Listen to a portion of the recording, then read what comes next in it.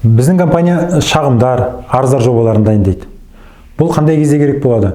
Сіздердің құқықтарыңыз бұзылған кезде және оны қорғау қажет болған кезде.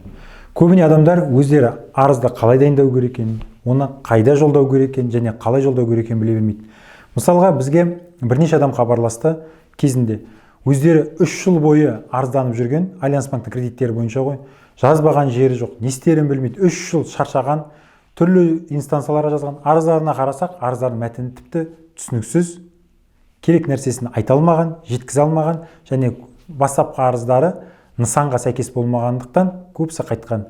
Нәтижесінде біз оны тиісті жұмыстарды жүргізіп, мәміле жарамсыз істеумен шықтық біздер. Анда-мында жүгінудің қажеті жоқ екенін түсіндік. Бірден сотқа шығып, мәселе шешілді. Дәл осылай шаршап жүрмес үшін адамдар бізге өздері жазады.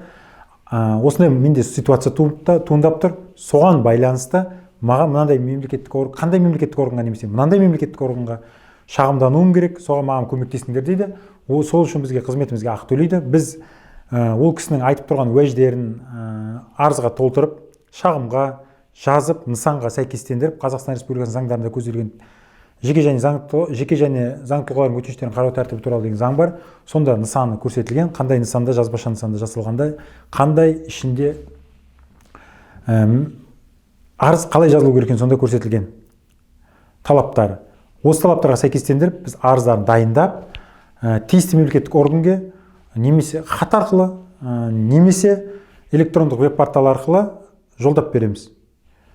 Бұл адамдарға тиімді. Сосын көпшілік адамдар шағым жазу қиын деп ойлайды. Арыз жазу қиын деп ойлайды. Сөйтіп, қолын сілтеп, өздерінің құқықтарын қорғамай жатады. Былайынша айтқанда, егер сіздер бізге хабарлассаңыздар, біз сіздерге арыздың, шағымның жобаларын дайындап, мұндай жағдайда қайда жүгіну керек екенін біз айтып түсіндіре аламыз. Мұның нәтижесінде сіздер өздеріңіздің құқықтарыңызды қорғайсыздар. Әрбір арыз шағым жазу арқылы, былай айтқанда, біздің мемлекетіміздің құқықтық мемлекет болып құрылуына үлесімізді қосамыз.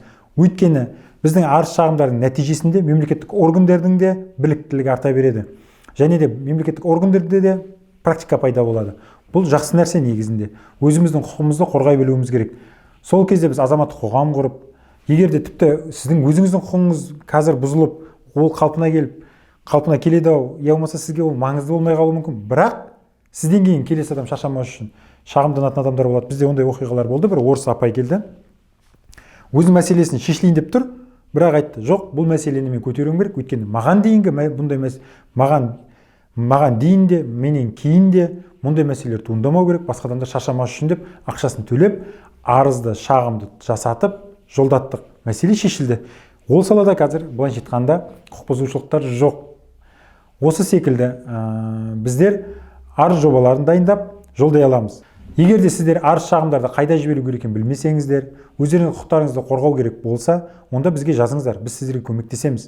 Төменде WhatsApp нөміріне жазыңыздар, ситуацияны қысқаша баяндаңыздар, соған байланысты біз сіздерге өзіміздің ұсынысымызды айтамыз. Біздің қызметіміз тұтыну сізге тиімді болса, келісімшартқа отырып, әрмен қарай жұмыстарды жалғастырамыз. Ал егер де өзім жазам дейтін болсаңыздар, онда осы видеодағы және біздің посттарды қараңыздар. Бізде осы арыз шағымдарға байланысты бірнеше посттар бар. Сонда көрсетілген кеңестерді қарап, жазып, өздеріңіздің құқықтарыңызды қорғаңыздар ағайын. Видеоны сіздерден сұраймын ағайын. Осы видеоны көп адамға таратайық, лайк басайық, пікірлер қалдырайық астына, қызу талқылауда жүрсін. Осылай күнделікті күннен күнге құқықтық сауатымыз ашыла берсін ағайын. Жақсы, рахмет үлкен.